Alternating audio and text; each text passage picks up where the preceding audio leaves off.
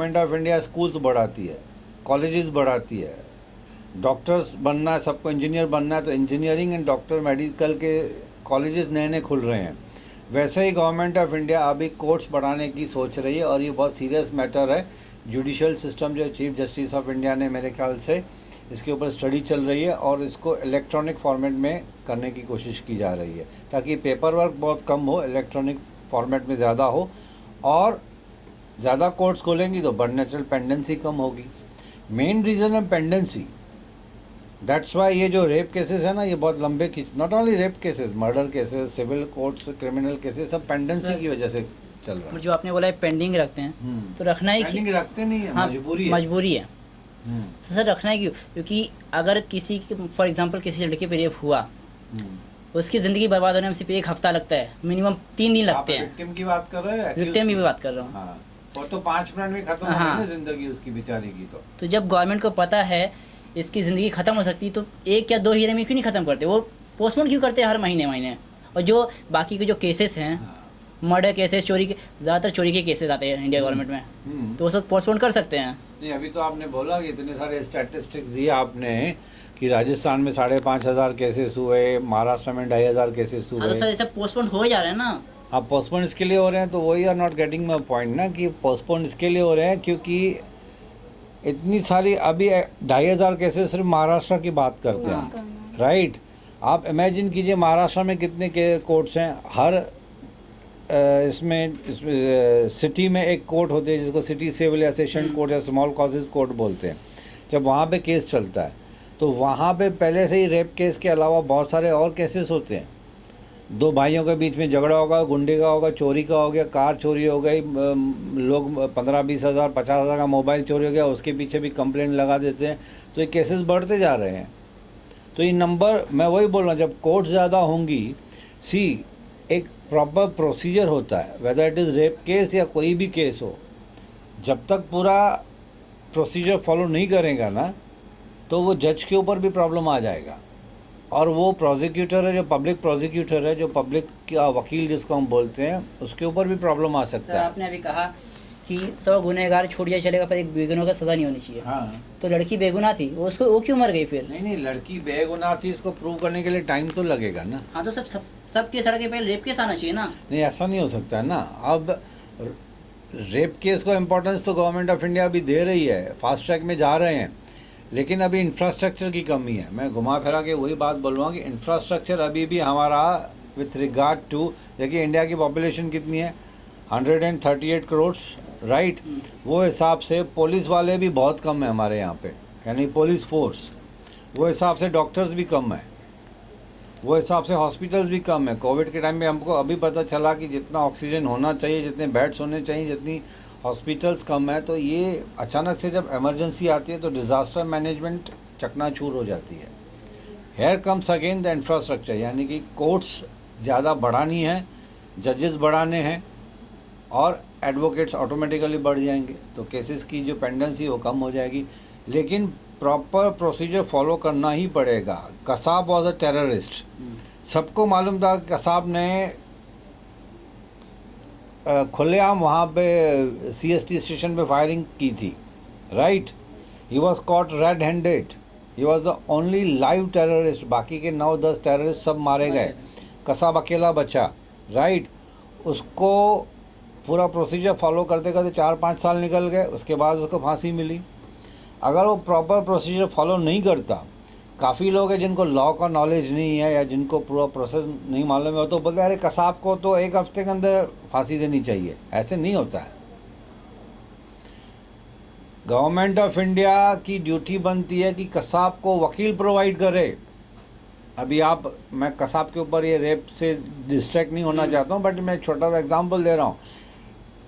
बच्चे से लेकर सीनियर पुलिस ऑफिसर, कमिश्नर, जजेस, सबको पता था कि Kasab is a terrorist, he was caught red handed, but उसका लॉ फॉलो करने में 4-5 साल 6 साल लग गए। मैं आपको बता रहा हूँ, कसाब का केस चला, उसके बाद उसने हाई कोर्ट, सामने वाले को कसाब को फांसी की सज़ा दी गई थी। Proved terrorist, right, he was a proved terrorist. इसके बाद उसको अपील करने का हक है। अब उसके वकील का खर्चा भी गवर्नमेंट ऑफ इंडिया बियर कर रही है, क्योंकि ये लॉ के हिसाब से। कल कोई हमारा इंडियन कोई फॉरेन में पकड़ा जाता है, अगर वहाँ पे उसको पैसे नहीं है वकील करने के लिए, तो वहाँ की फॉरेन की गवर्नमेंट की ड्यूटी बनती है कि उस इंडियन को एक वकील प्रोवाइड करे, सो दैट वकील should defend the so called victim. Sir आप जो ये बोल रहे हो वकील का, ये तो फिर वकील भी करप्टेड हुए। जिसके पास पैसा है वो वकील को पैसे खिला के हो गया, केस जीत जाते हैं, मतलब क्या बनता है फिर? नहीं, आप गवर्नमेंट थोड़ा सा गोल गोल घूम रहे हो बात गोल गोल नहीं को। घूम रहा हूँ। गवर्नमेंट ने लड़की को वकील प्रोवाइड किया, राइट। और फिर जो विक्टिम है, मतलब जिसने रेप किया, वो उसको पैसे खिला देगा, वो तो केस से हाथ छोड़ा देगा, तो मतलब क्या? लड़की तो ऑब्वियस वो तो गई, फिर लड़की उसको न्याय मिलता ही नहीं है फिर। तो मतलब ये बात घुमा फिरा के रेप से करप्शन में आ जाती है, राइट। तो करप्शन को दबाने के लिए यंगस्टर्स हैं, आवाज़ उठाओ लीगल वे में आवाज़ उठाओ। सर ऐसे कई यंगस्टर्स हैं जो आवाज़ उठा के ना सो चुके हैं, अब मतलब नहीं है। अब सर यंगस्टर्स को सिर्फ इतना दिमाग में है कि हाँ भाई काम करो, पढ़ाई करो, गवर्नमेंट जॉब पाओ, और दिमाग में ही नहीं है। और ये सब आवाज़ उठाते हैं। अभी रिसेंटली चल रहा है वो किसान आंदोलन, क्या हुआ? कितने महीने हो गए, कुछ ही फ़र्क नहीं पड़ा अभी तक का। नहीं, किसान आंदोलन का तो सॉल्यूशन आ गया, गवर्नमेंट ने लॉस विड्रॉ कर लिए। कितने वक्त की बात किया, कितने लोग की जान गई वहाँ पर। लाल किले पे किसान का झंडा आया, इंडिया की बेइज्जती, उसमें क्या? ये मेरे ख्याल से आप रेप से डिस्ट्रैक्ट होकर अलग मैटर में जा रहे हैं। तो ये जो इंटरव्यू होगा वो 4 घंटे का हो जाएगा क्योंकि देखिए, घुमा फिरा के ये बात हमको माननी पड़ेगी कि इंडिया में लॉ जो है वो ऑन पेपर ज़्यादा है। आपका इन ब्रीफ कहने का ये मतलब है कि जो लॉ है वो ऑन पेपर ज़्यादा है, उसको एग्जीक्यूशन में नहीं लाया जा रहा है, राइट। तो एग्जीक्यूशन में लाने के लिए मेट्रोपॉलिटन सिटीज़ में जैसे प्रेशर आता है पुलिस के ऊपर, जुडिशरी सिस्टम के ऊपर, अनफॉर्चुनेटली वो प्रेशर गांव में नहीं आता है, उनके ऊपर, पुलिस वालों के ऊपर नहीं आता। इसके लिए डीलम डाला लगे बड़े सब, लेथार्जिक एटीट्यूड जिसको हम इंग्लिश में लेड बैक एटीट्यूड। ना पुलिस एफआईआर होती है और ना ही उसके ऊपर एक्शन हुआ जाता है। एम आई राइट? तो ये आवाज़ उठाएगी पब्लिक। फाइनली सबसे ज़्यादा पावरफुल कौन है? पब्लिक। आप खुद को पावरफुल मानते हैं? अगर मेरे साथ पब्लिक है तो मैं पावरफुल मानता हूँ। अगर अकेला हूँ तो कुछ नहीं कर सकता। क्यों नहीं कर सकते हो अकेले?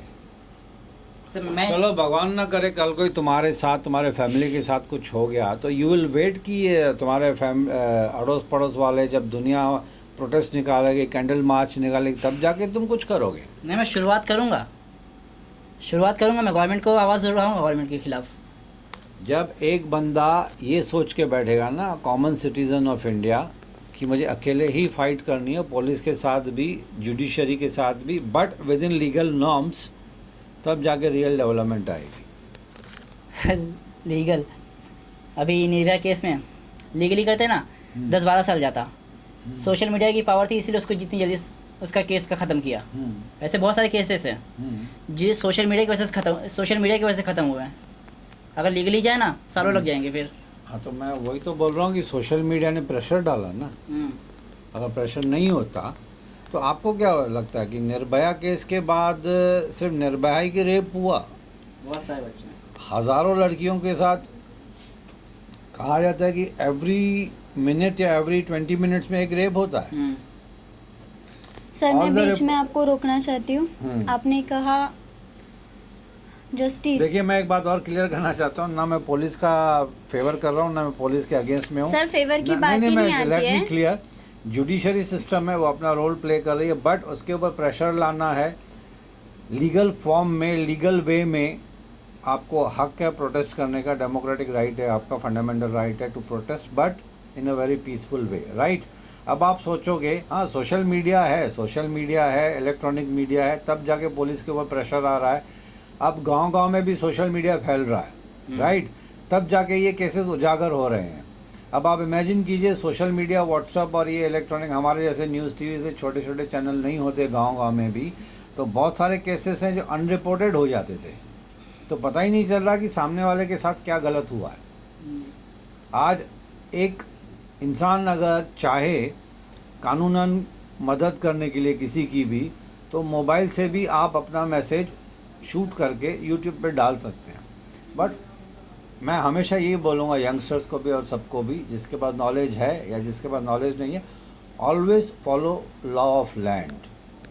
टाइम लगेगा लेकिन you will be safe. Frustration होगी but you will be safe. Violence आपके ही नुकसान में चला जाएगा।